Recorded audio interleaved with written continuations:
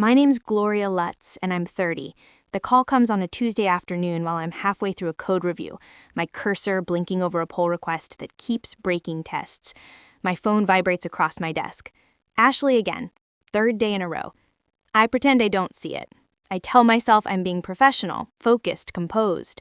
Really, I'm rationing oxygen. On the fifth vibration, I step into the corridor, past walls holding teams that look better rested than I feel. The skyline outside is a postcard. Hard blue sky, the city's teeth of high-rises catching light. I call back. She picks up on half a ring. Finally. What's going on, Ash? I need to talk. It's important. Then talk. A breath. I know too well. Like she's building a story out of smoke. Can we meet for coffee tonight? Ashley, please. Silence stretches. Then I'm in trouble. Financial. Another breath. Yeah. How much? I don't want to. How much, Ashley? 15. 100,000. The sound in the corridor drops out like someone put the building on mute. I close my eyes. Credit cards. Yeah. Her voice goes small. It just added up. Debt doesn't add up by accident. She bristles. You don't have to make me feel worse. I'm not making you feel anything. I'm asking what you bought. Does it matter? Yes. Clothes, some furniture, dinners, normal stuff. Normal. The word sits on my tongue like a dare. Ashley's feed is a collage of champagne flutes and travel sunsets and unboxing videos of bags I can name by stitching pattern alone. Her work's part-time retail. Her apartment lease exists because I signed beside her shakily penned name. You can't afford the minimums. They're killing me. I'm drowning, Glow. I hate when she calls me Glow, like the nickname is a lever. What do you need? A bailout. Just this once. I'll pay you back. There it is. The real ask wearing a borrowed dress called family. No.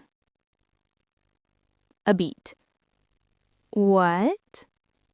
No, I'm not paying your credit card debt. But I'm your sister. And that's why I co-signed your apartment and your car and helped just this once, 3 times already. This isn't an emergency, it's a pattern. I can't believe you're being like this. Like what? Cold. Responsible, I say, and the word stings for both of us. Mom said you'd help. Mom doesn't get to spend my money. So you'll just watch me struggle? That line, the one that tries to turn refusal into cruelty. I'll watch you learn, Ash. There's a difference. You're such a... She cuts the call before the sentence decides what it wants to be. I stand there with my phone cooling in my palm. I know this isn't over. It never is. Back at my desk, I unpause the world and lose myself in the logic. After work, I make dinner. My mother's text waits like a tripwire. Ashley says you refused. Call me. We need to talk. I don't call. I wash dishes, answer late emails, run a build. At 8 a.m. the next morning, Mom rings. Voicemail. 8:15. Voicemail. By 8:30, Dad's number joins the parade. At lunch, my manager leans in the doorway. Got a minute? Sure. Corporate's opening a new office in Seattle. They want someone senior to help set it up. Team lead, big scope, real path upward. Interested? Seattle. 3,000 miles between me and every obligation I never consented to. When would they want someone? Next month. Relocation package. Significant raise. I think about it for exactly 3 seconds. Yes, I'm interested. I'll set up the interview for tomorrow. That evening, I run the numbers. Cost of living, neighborhoods, distance. It looks like freedom on a map. When I turn off Do Not Disturb, my phone coughs up 43 notifications. I scroll without reading and delete them. Then Mom calls, and for reasons I don't understand until later, I answer. Don't hi me, she snaps. We've been trying to reach you all day. I was working. Your sister is in crisis and you're working? Ashley made choices. She wants me to pay for them. She's drowning in debt. She created it, buying things she couldn't afford. That's not drowning, that's consequences. You're her sister, and she's an adult. She needs $15,000. She needs to sell the bags, cancel subscriptions, stop eating out, and figure it out. We don't have that kind of money. Neither do I. You work in tech. You make good money. There it is, the quiet family constitution. My income is our emergency fund. I make good money because I work hard. And I tell myself, no, that doesn't make it community property. So you'll let her suffer? I'll let her manage her life like I've managed mine since I was 18. That's different, Mom says, her voice turning to Winter. You never needed help. I needed a lot of help. I just didn't get it. Silence lengthens. Is that your final answer? Yes. Fine. Then don't be surprised when this family moves on without you. She hangs up and the ceiling in my apartment yawns wider, and I realize I can breathe. The interview the next day goes crisp and clean. They offer by 3 p.m. I accept by 3:01. I give notice. I start a list. Utilities to cancel, addresses to change, auto pays to kill. I don't tell my family. For 1 week, everything is quiet. Too quiet. The air before a thunderhead. On day 8, Ashley calls from a number I don't recognize. What? I answer, because I've run out of furniture to arrange around this conversation. They're going to send it to collections. I can't make the payments. Then sell your stuff. Get a second job. Do what adults do. You've changed. No, I stopped enabling you. I'm going to lose everything. Then you rebuild. You'll just watch us struggle. There it is again. The myth that I'm doing something to her by not undoing what she did. I've helped you multiple times. Each time was the last time. That stops now. This is different. It's always different, and it's always my money. Silence. Then she says, small and stunned, "What are you going to do?" "I'm moving to Seattle in 3 weeks." "You're running away." "I'm choosing myself." Mom's going to lose it. She can survive disappointment. "Please, I'm begging you, just this once." "No, Ashley, I'm your sister, not your ATM. I hang up. I block her number. Then I block my parents. Not from rage, but to create a pocket of quiet big enough to change my life inside it. 2 hours later, my inbox pings. Subject: Final warning. If you don't help your sister with this debt, you will lose this family. $15,000 or you're done. You have 24 hours to decide. I read it twice, and then I commit an act of quiet rebellion that feels like holiness. I log into my bank and cancel the monthly transfer I've been sending my mother for years. $600 every month, nearly $21,000 in 3 years. Then I call the bank about removing myself as co-signer from Ashley's car. They explain the path: refinance in her name or repossession.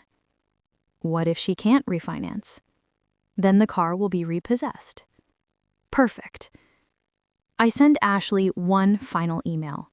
30 days to refinance the car and apartment, or I trigger repossession and a co-signer release. Handle your business or lose it. That night, I sleep better than I have in months. The next afternoon, my roommate knocks. "Your family's called the landline 10 times. Tell them I moved yesterday."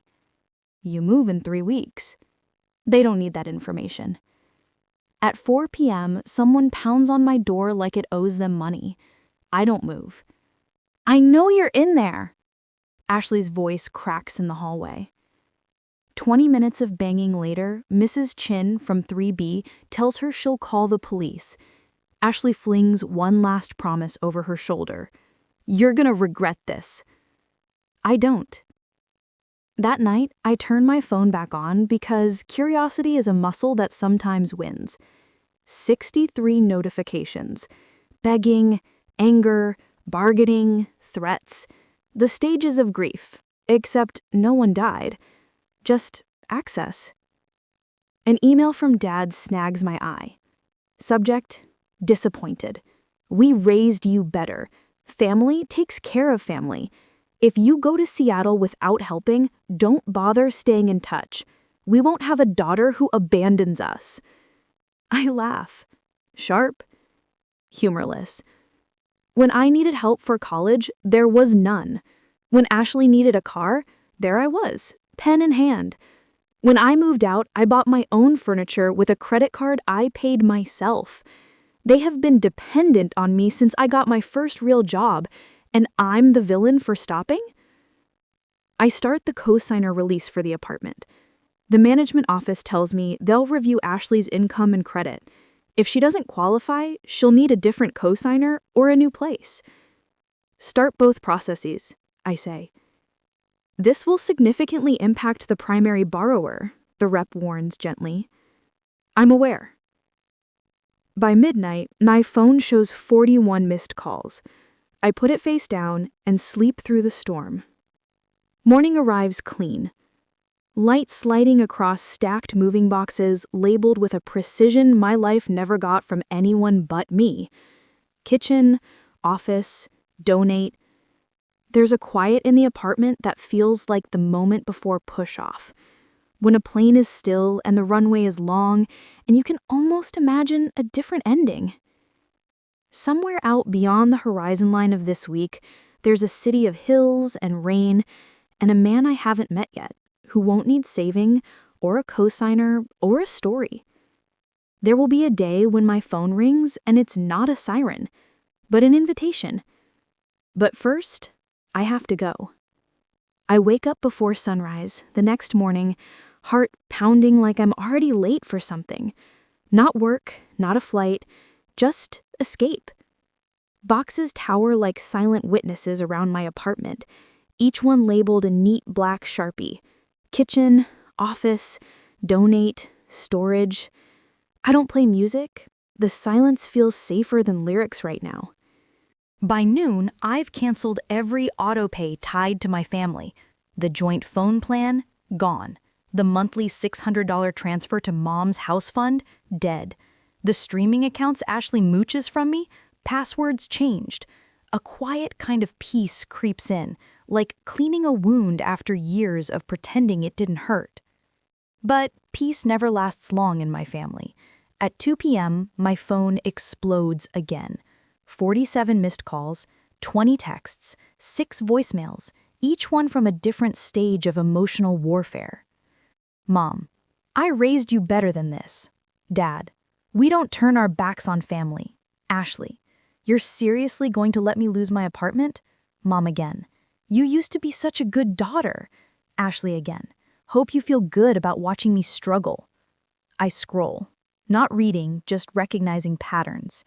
Begging, guilt, rage, silence, then repeat. By 4 p.m., there's a knock on my door. Not the polite kind, the pounding kind that vibrates picture frames.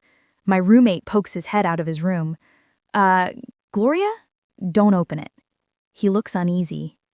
That's Ashley, I finish for him. Through the door, her voice cracks. I know you're in there. We need to talk. No, you need to learn, I whisper to myself. After 20 minutes of yelling, our neighbor, sweet old Mrs. Chin from 3B, steps into the hall. Young lady, stop the noise or I'm calling the police. Ashley fires back. This is between me and my sister. Mrs. Chin doesn't flinch. I don't care if it's between you and the Pope. Quiet down or get out. Silence. Then the click of Ashley's heels fading away, followed by one last scream echoing down the hallway. You'll regret this, Gloria. My roommate exhales. Whew, she's intense. I say, she's panicking. Reality finally knocked. I spend that night double-checking everything. Leases, accounts, loan documents. I even call the car loan company again. Once the refinance notice goes out, what's the timeline? 30 days, the rep says. If she doesn't qualify, repossession starts automatically. I nod, even though she can't see me. Send the notice. Click. One less anchor. By midnight, my inbox fills again. Emails from my parents, each angrier than the last. I don't open any of them.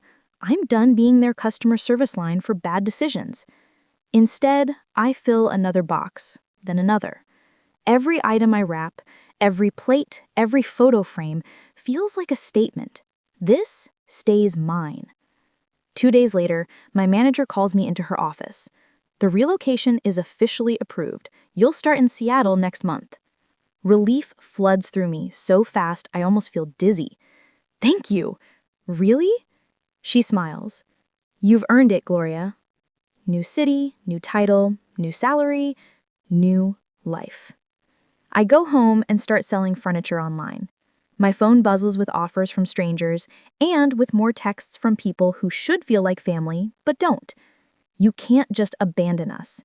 Ashley's car got a notice. What did you do? Your father and I can't believe the person you've become. I delete them all. But there's one message I don't delete. A single text from Dad that reads, "You think you're teaching your sister a lesson, but all you're doing is burning bridges you'll never rebuild." I stare at that one for a long time because part of me knows he's half right. Some bridges need to burn so no one crosses back with baggage they refuse to carry themselves. A week passes. My apartment empties out. I start to feel lighter, almost giddy. But my family doesn't give up easily. At 9 p.m. Sunday morning, my phone lights up with an email. Subject, last chance. We're coming over tomorrow morning at 9 a.m. to talk sense into you. If you're not there, you're no longer our daughter. Ashley needs that money. You have it. End of discussion. I read it twice. Calm is still water. Then I glance at my clock. 11 p.m. The truck is already booked for dawn. If they plan to come at 9 a.m., they'll find an empty apartment. I tape the last box shut and write fragile across the top. Maybe I'm labeling myself. Monday, 5 a.m. I wake before the alarm, heart steady.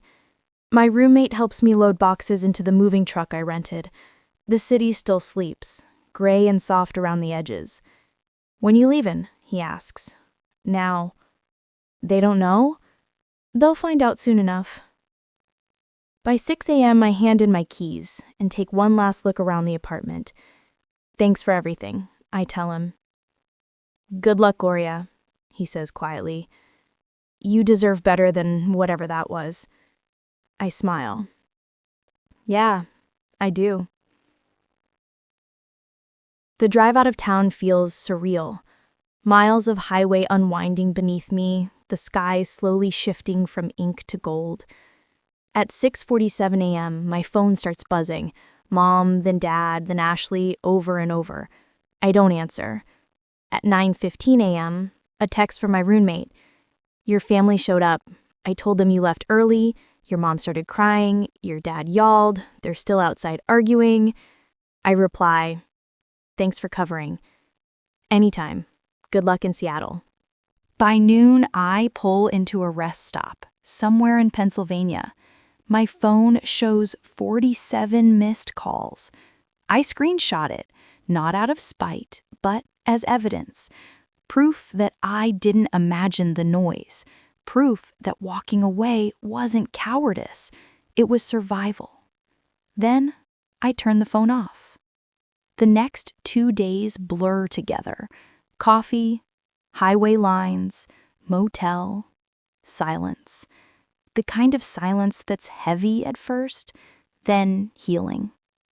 When the Seattle skyline finally rises in the distance, wet, gray, alive, I feel something I haven't felt in years. Peace. I unload my boxes into a small, furnished apartment corporate arranged. The space smells of paint and possibility. That first night, I don't unpack.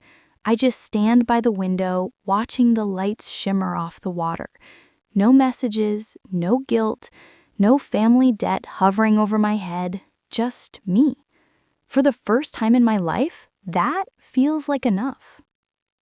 Seattle rains in thin, silver threads that never quite stop. 3 weeks in, I start to love the sound. Not the rain itself, but what it means. Quiet, distance, freedom disguised as drizzle. Work feels different here. Cleaner. My new office overlooks the harbor, and for the first time in a long time, I don't feel like I'm constantly apologizing for existing. My manager introduces me to the team as our new senior developer, the one who keeps her promises. That word, promises, hits a nerve, because for years, every promise I made to my family came with an invisible asterisk. Until you need more. 2 months pass. I fill my weekends with walks through Pike Place Market, coffee dates with coworkers, quiet dinners alone. I buy my first umbrella that isn't shared with anyone. Then, one Saturday morning, while I'm waiting for a latte, a stranger leans on the counter beside me. "You look like someone who's memorizing their to-do list," he says. I glance over. Tall, neat, dark hair, dark eyes that notice too much. He's smiling, but not in that practiced, take-what-you-can-get way. "Maybe I am," I say. "Is that a crime?" "Not in Seattle, but it's a tragedy if that list doesn't include fun." I laugh despite myself. "You a detective or just a professional meddler?" "Neither, just observant. I'm Daniel Hart." "Gloria?" He grins. "Nice to meet you, Gloria, who needs fun." We talk for 5 minutes that stretch to 40. He's in marketing. Same building as mine, different floor. He tells me he moved here a year ago after ending a 5-year relationship. "She wanted a partner she could fix," he says, shrugging. Turns out I was her project, not her person. There's something about that sentence that sticks to me, a quiet mirror of everything I'd lived through. When we part ways, he says, "If you ever want a tour guide who knows which coffee shops don't overcharge tourists," he takes a napkin and writes his number on it. I'll keep that in mind. Weeks pass. We start texting. Lunch turns into dinner. Dinner turns into laughter that doesn't feel transactional. Daniel doesn't ask me to fix him or fund him or rescue him. He just listens. One night, while we're sitting by the waterfront, he asks, "You always keep a wall up like this?" I arch a brow. "Wall?" "Yeah, you listen more than you talk. It's like you're waiting for someone to weaponize what you say." I exhale a small laugh. "You're not wrong." "Old relationship?" he guesses. "Old family," I correct. He nods, slowly, not pushing, just understanding. That night, I check my phone before bed, and there it is. An email from an address I haven't seen in 3 months. Subject: please. My stomach tightens. I open it. "Gloria, your sister is losing everything. Her car is gone. Her apartment's next.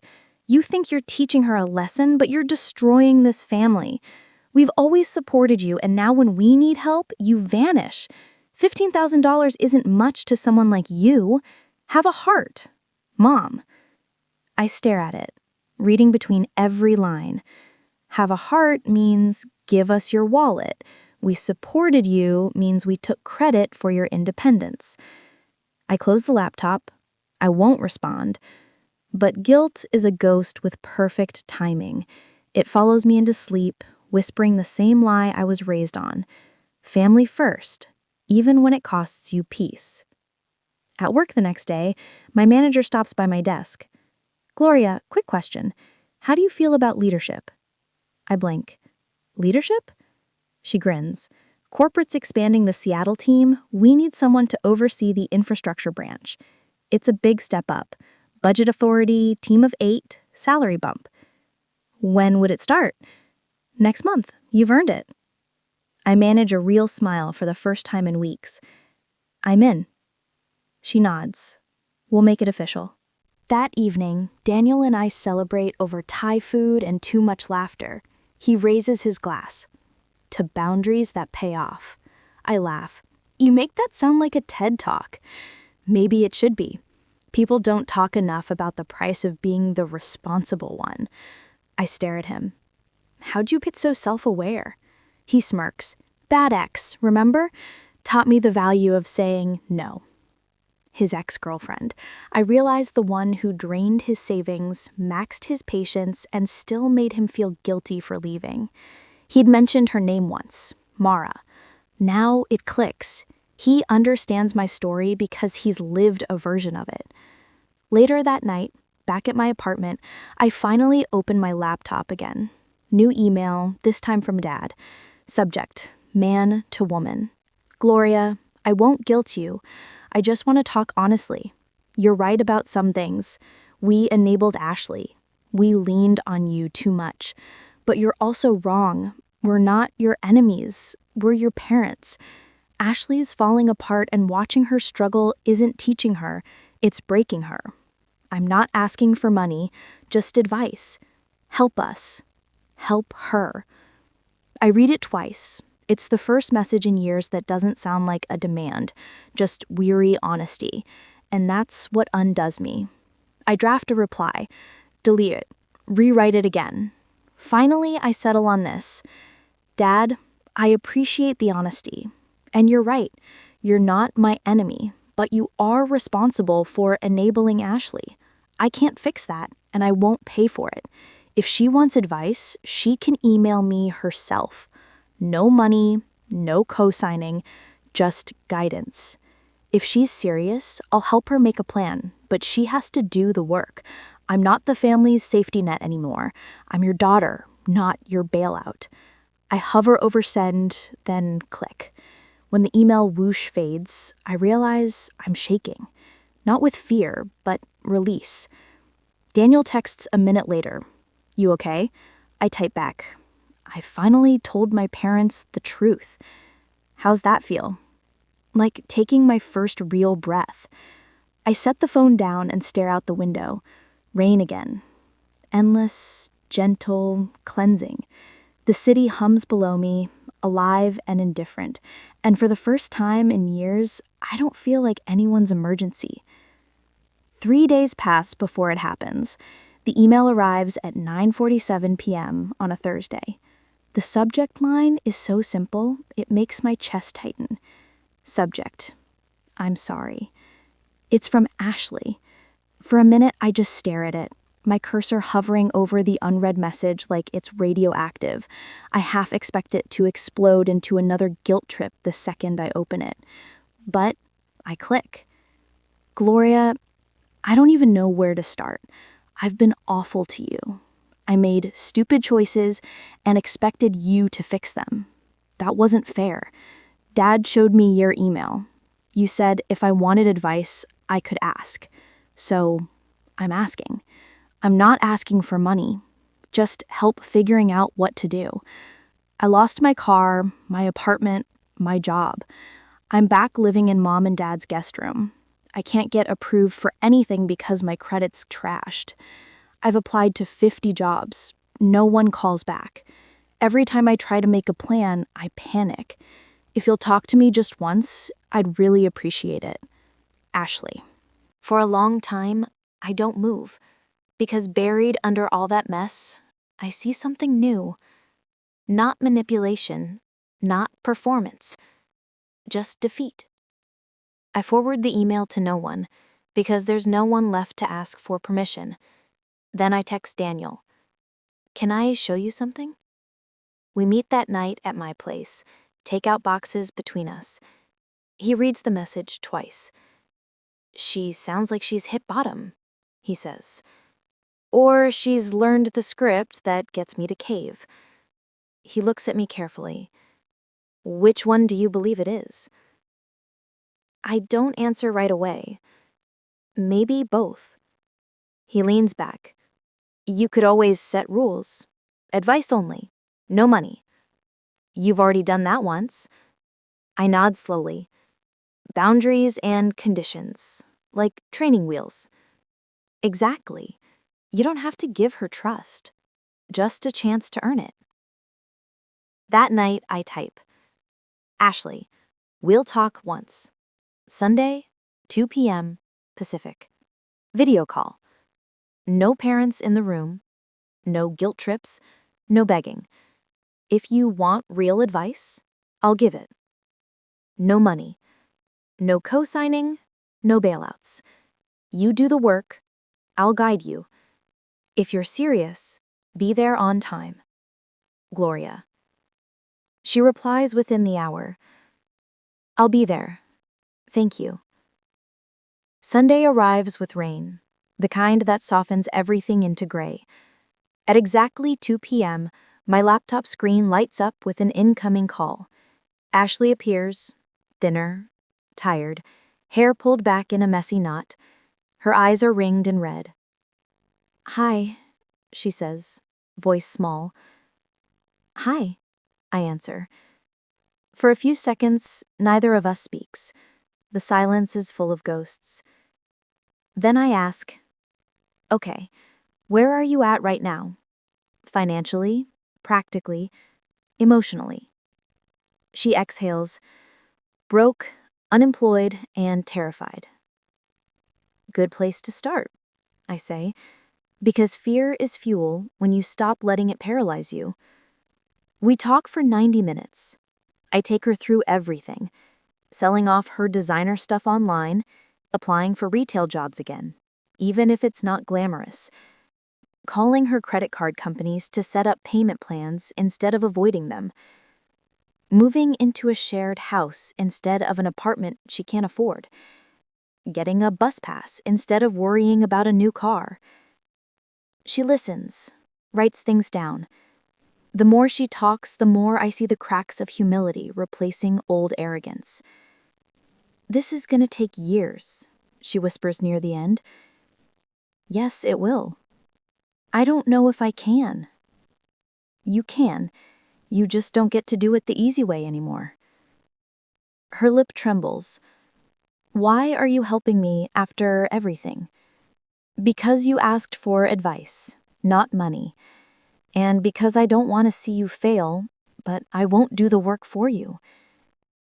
She nods slowly. I understand. Good. Check in with me once a month.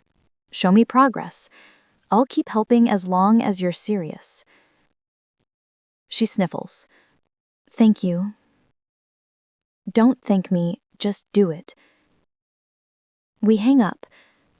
When the call ends, I just sit there, staring at my reflection in the black screen. I don't feel vindicated. I don't feel triumphant. Just tired. Daniel texts a minute later. How'd it go? Better than I expected, worse than I hoped. That's progress, he replies. Progress usually looks ugly at first. I smile at the screen. He's right. Over the next few months, the rhythm begins. Each video call becomes less about guilt and more about growth.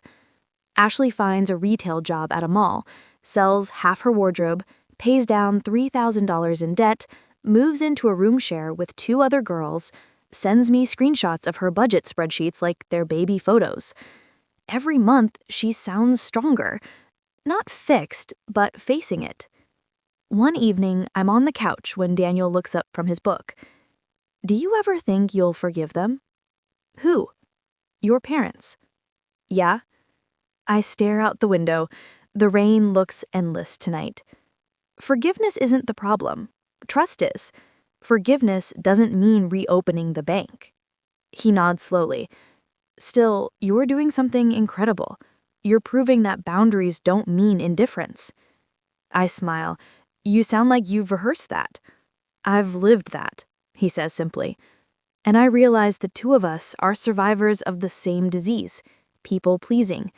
He had a partner who drained him, I had a family who did, and now we're learning what it means to love without losing ourselves.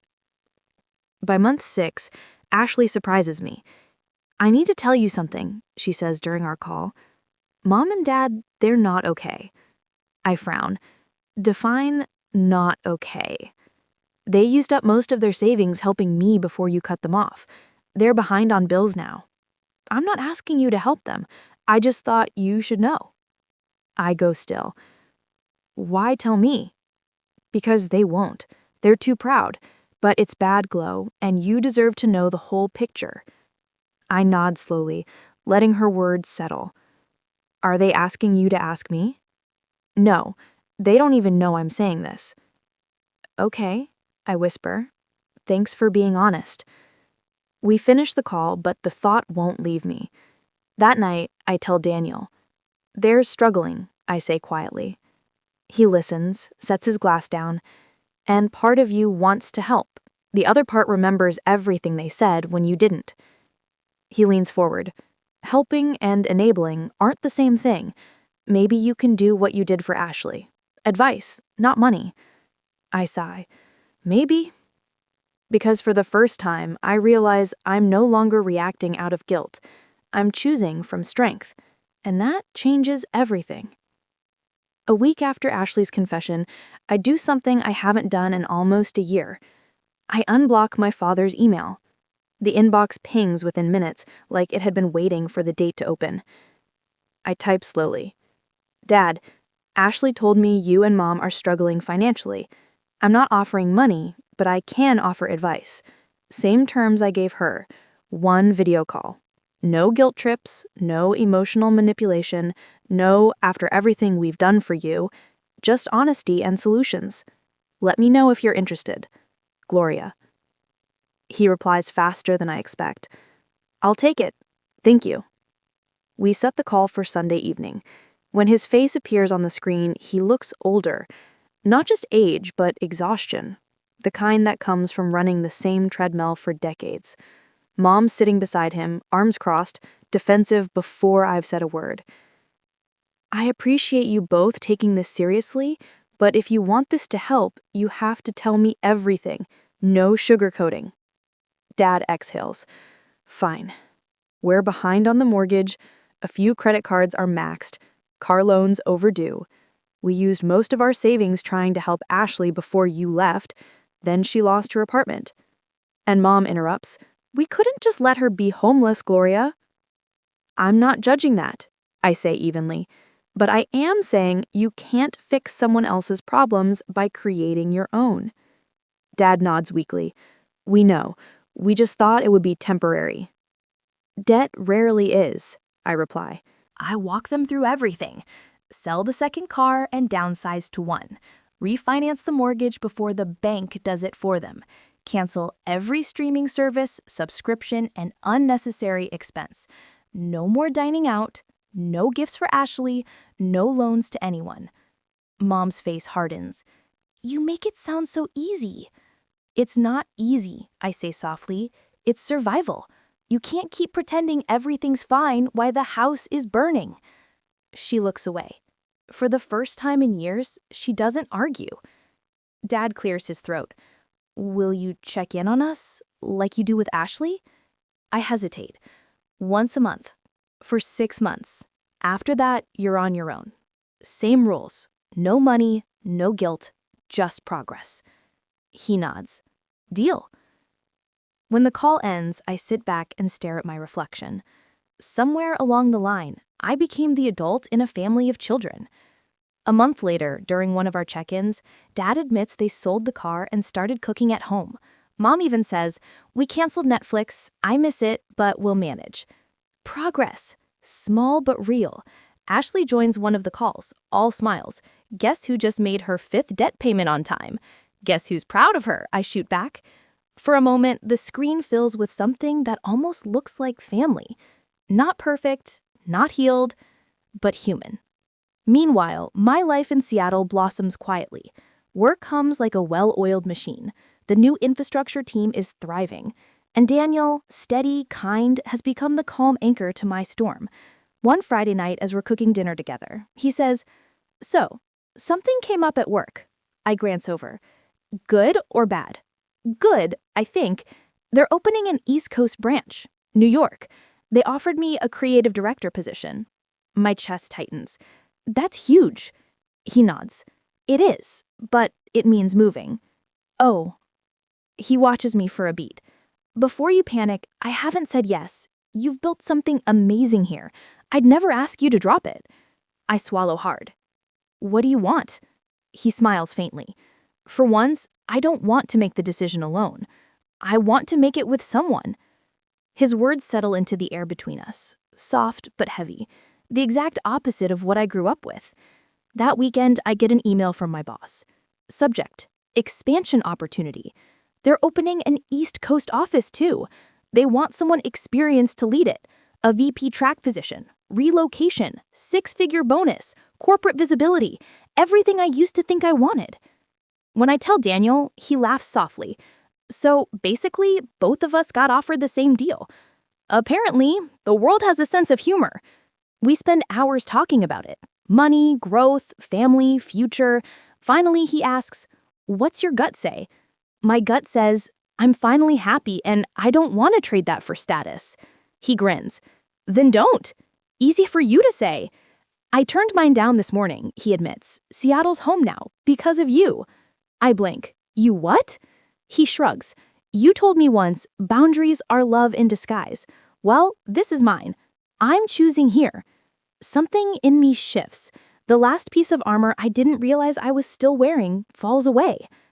A few weeks later, during a check-in call, Dad says, "We've refinanced, sold the car, we're catching up."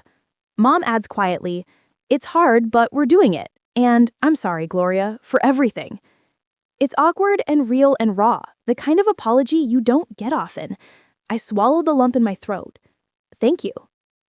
Ashley smiles through the screen. "Looks like we're all learning from the same teacher." "Don't give me too much credit," I say. "You did the work." "Still," she says, "you gave us the map." That night, Daniel and I walk through the drizzle downtown. "I can't believe how far they've come," I admit. "Because you stopped carrying them," he says. "People don't grow when someone else keeps catching them." I look up at him. "You know, if I'd met you 5 years ago, I probably would have tried to fix you." He smiles. "And I would have let you. Glad we met now." He takes my hand.